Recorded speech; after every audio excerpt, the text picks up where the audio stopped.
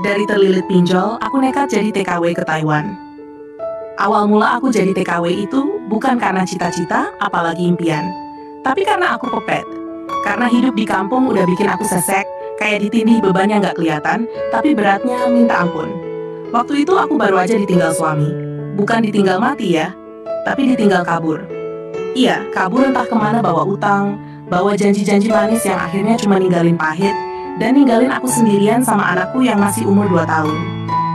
Dari yang biasanya bisa makan nasi sama tahu, kami jadi harus mikir keras cuma buat beli beras. Aku kerja apa aja dari ngepel rumah orang, bantu-bantu di warung, sampai jadi buruh panen. Tapi hasilnya ya, cuma cukup buat hari itu aja. Dan makin hari makin berat. Sampai suatu hari, aku kenal sama pinjaman online. Awalnya sih cuma coba-coba, pinjam 500.000. Tapi pas jatuh tempo aku belum bisa bayar, akhirnya aku pinjam lagi buat nutup yang pertama. Terus pinjam lagi buat nutup yang kedua. Begitu terus, sampai aku punya utang di lebih dari 10 aplikasi. Hidupku berubah jadi neraka. Tiap hari HP bunyi terus, nomor-nomor nggak dikenal neror tanpa henti. Mereka nggak cuma ngechat aku, tapi juga nelpon tetangga, nyebarin data aku ke saudara-saudara.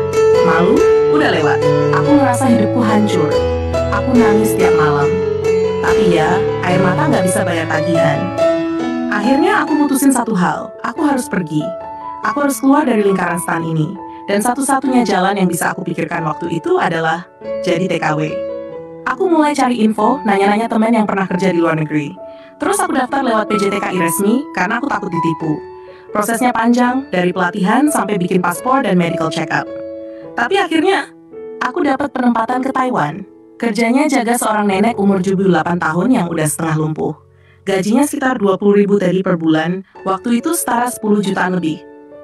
Buat aku yang biasanya sebulan dapat paling banter 700.000, itu rasanya kayak mimpi.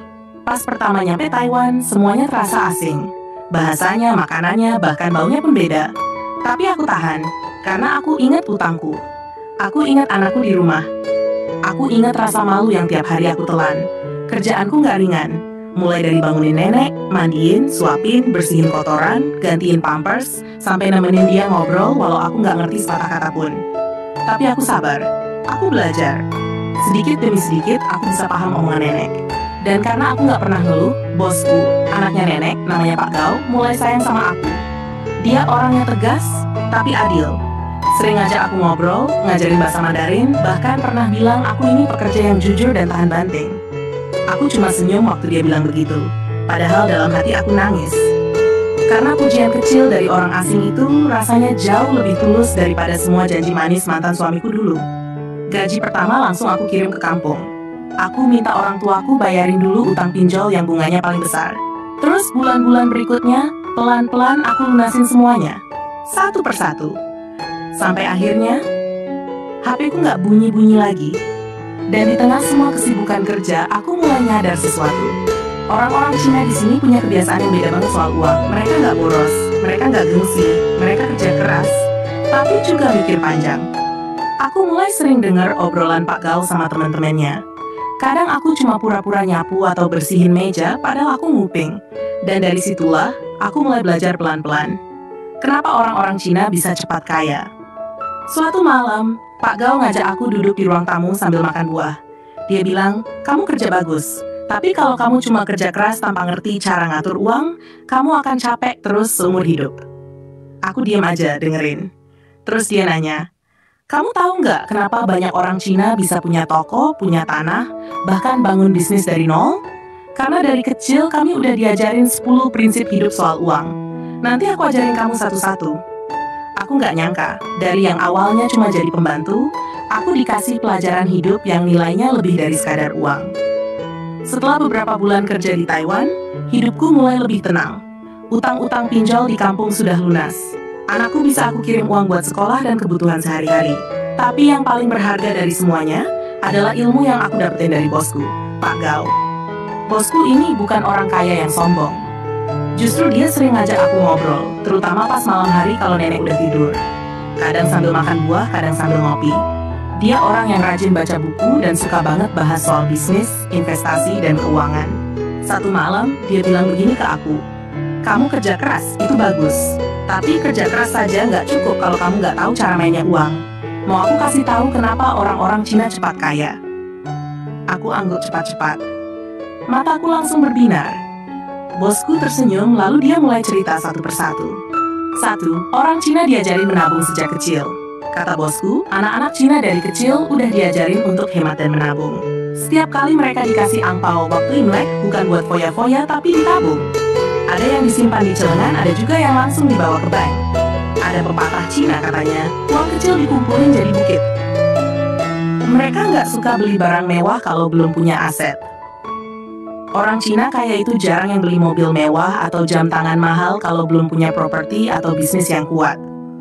Buat apa punya mobil bagus kalau rumah masih ngontrak? Investasi di properti itu wajib. Mereka selalu prioritaskan beli tanah atau rumah dulu. Kalau kamu punya rumah 2, katanya, kamu bisa tinggal di satu lagi disewakan. Tanpa kerja, kamu tetap punya penghasilan. 4. Mereka punya kebiasaan saling dukung bisnis keluarga. Bosku cerita, keluarganya saling bantu usaha. Ada yang jualan, yang lain bantu promosi, masak, atau nyari pelanggan.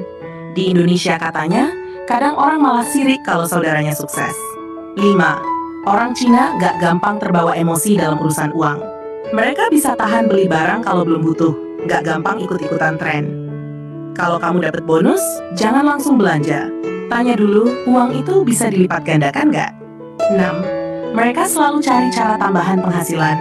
Bosku kerja di rumah sakit, tapi juga punya toko online, investasi saham, dan adiknya jualan makanan. Satu pintu penghasilan itu gak cukup buat zaman sekarang. Pintar ngelola risiko dan gak malu mulai dari nol.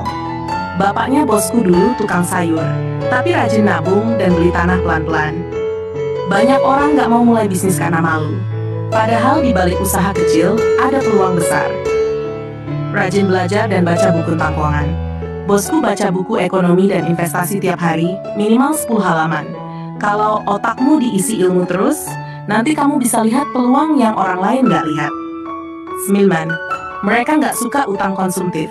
Utang buat rumah atau usaha boleh, tapi kalau buat gaya-gayaan, kalau utang nggak bisa ngasih hasil balik, buat apa dipelihara? Mereka punya target jangka panjang dan dicatat. Setiap awal tahun bosku tulis target.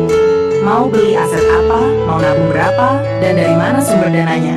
Kalau kamu nggak punya peta, kamu nyasar. Sama kayak uang, harus jelas tujuannya.